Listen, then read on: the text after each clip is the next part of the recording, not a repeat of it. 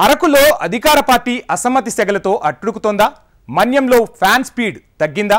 YCP నేతల మధ్య వర్గపోరు అరకులోయలో వేడి పెంచుతోందా? ఎమ్మెల్యే ఎంపీ మధ్య విభేదాలు వైసీపీ పెద్దలకు చలికాలంలోనూ చెమటలు పట్టిస్తున్నాయా? మన్యంలో పటిష్టంగా ఉన్న వైసీపీ పార్టీ గోడలు ఎందుకు బీటలు వారుతున్నాయి? అసలు అరకు వైసీపీలో అలజడి రేపుతున్నదేంటి? అరకు అధికార పార్టీలో అసమ్మతి సెగలు, మన్యంలో వైసీపీ నేతల మధ్య వర్గపోరు, పార్టీ పెద్దలకు చెమటలు పట్టిస్తున్న నేతల విభేదాలు. అరకు వైసీపీలో అలజడి రేపుతున్న అంశమేంటి? ఉమ్మడి విశాఖ జిల్లాలో మన్యం ప్రాంతంలోనే అరకులోయ చాలా ప్రత్యేకం. అక్కడ 2 లక్షలకు పైగా ఓటర్స్ ఉన్నారు. గిరిజనులు, గిరిజనేతరులు కూడా ఓటు హక్కు కలిగి ఉన్నారు. 2019కి ముందు వరకు మన్యంలో టీడీపీ కొంత ప్రభావం చూపించినప్పటికీ ఆ తర్వాత నుంచి వైసీపీ హవా కొనసాగుతోంది. 2019 ఎన్నికల్లో అరకు ఎమ్మెల్యే చెట్టి పాల్గొన, ఎంపీగా గొట్టేటి మాధవి విజయం సాధించారు. అయితే కొత్తగా రాజకీయాల్లోకి వచ్చిన వారే జగన్ వేవ్తో పదవులు పొందారు. అరకు అభివృద్ధిపై తమదైన ముద్ర వేస్తారని భావించిన ప్రజల మనసుల్లో అంతగా స్థానం సాధించలేదనేది సర్వే రిపోర్టులు తేల్చాయి. దీంతో వైసీపీ సోషల్ ఇంజనీరింగ్ పేరుతో కొన్ని మార్పులు చేసింది. ఎంపీగా ఉన్న మాధవిని నియోజకవర్గ ఇన్ఛార్జిగా ప్రకటించి సిట్టింగ్ ఎమ్మెల్యే పాల్గొనకు సీటు లేదని తేల్చేసింది వైసీపీ అధిష్టానం. దీంతో నియోజకవర్గంలో అసలు రచ్చ మొదలైందట. ఎమ్మెల్యే వర్గీయుల నుండి మాధవికి నిరసన సెగలు తగులుతున్నాయని టాక్. ఇలా అధిష్టాన నిర్ణయంతో ఎమ్మెల్యే, ఎంపీ వర్గాలు రెండుగా విడిపోయి మరీ తగాదా పడుతున్నారట.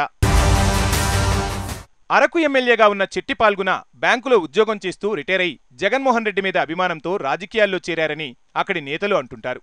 అరకు ఎస్టీ రిజర్వేషన్ నియోజకవర్గం కావడంతో చదువుకున్న వ్యక్తి పాల్గొన గిరిజన ప్రాంతంలో ఉద్యోగిగా అందరికీ సుపరిచితులు కావడంతో 2019లో పాల్గొనకు సీటు కేటాయించారు. ఎమ్మెల్యేగా 33,000 ఓట్ల మెజార్టీతో కిదిరి శ్రావణ్ మీద పాల్గొన గెలిచారు. అయితే ప్రజలకి దూరంగా ఉండటం, స్థానిక సమస్యలపై పెద్దగా స్పందించకపోవడం వంటి విమర్శలు ఉన్నాయి. ఈ నేపథ్యంలో గడప గడప వంటి కార్యక్రమంలో కూడా చురుగ్గా లేరనే టాక్ వైసీపీ సర్వేలో తేలిందట. దీంతో పాల్గొనను పక్కన పెట్టేసింది అధిష్టానం. ఎంపీగా ఉన్న మాధవిని నియోజకవర్గ ఇన్ఛార్జిగా ప్రకటించింది. మరోవైపు ఎంపీగా ఉన్న గొట్టేటి మాధవి అతి చిన్న వయసులో పార్లమెంటుకు వెళ్లిన వ్యక్తిగా రికార్డున్న నేత. మాధవి తండ్రి గొట్టేటి దేముడు గతంలో ఎమ్మెల్యేగా పనిచేశారు. దీంతో రాజకీయ కుటుంబ నేపథ్యమున్న మాధవి ఉపాధ్యాయురాలిగా కూడా పనిచేశారు. తరువాత తండ్రి ప్రోత్సాహంతో రాజకీయ అరంగేట్రం చేసి వైసీపీ నుండి అరకు ఎంపీగా పోటీ చేసి గెలిచారు. అప్పటికే రాజకీయ ఉద్దండులుగా పేరుగాంచిన కిషోర్ చంద్రదేవ్పై 2,21,000 ఓట్ల ఆధిక్యత సాధించారు. ఇలా చిన్న వయసులోనే మాధవి పార్లమెంట్లో అడుగుపెట్టారు. అయితే తన చిన్ననాటి స్నేహితుడు శివప్రసాద్ను ప్రేమ వివాహం చేసుకున్నారు. శివప్రసాద్ గిరిజనేతరుడు కావడంతో మాధవికి స్థానికుల నుండి కొంత వ్యతిరేకత ఎదురైంది. అయినా ఎంపీగా గెలుపొందిన నాటి నుంచి పెద్దగా పనులు చేయలేకపోవడం కూడా ఆమెకు కాస్త ఇబ్బందిగా మారిందట. అయినప్పటికీ మంచి మెజార్టీతో గత ఎన్నికల్లో విజయం సాధించిన ట్రాక్ రికార్డు ఉండడంతో మాధవిని అరకు నియోజకవర్గ ఇన్ఛార్జిగా నియమించింది వైసీపీ అధిష్టానం.